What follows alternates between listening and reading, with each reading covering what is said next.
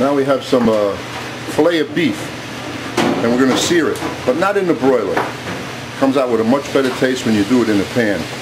We just take the beef, put it in a hot pan, and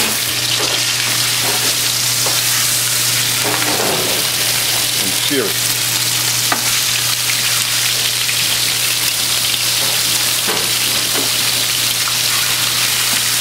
Sear it on both sides, put it on a sheet pan, space it out, not too close together, and then you cook it in a moderate oven so it doesn't shrink so much.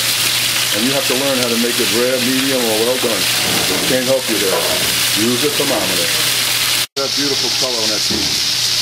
Now we just take the beef, place it back on the sheet pan.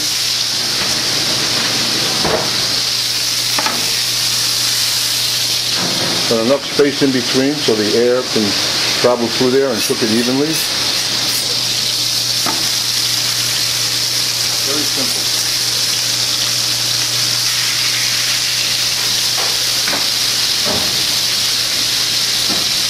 Now, since this stock is only going to be used for the Bordelaise sauce,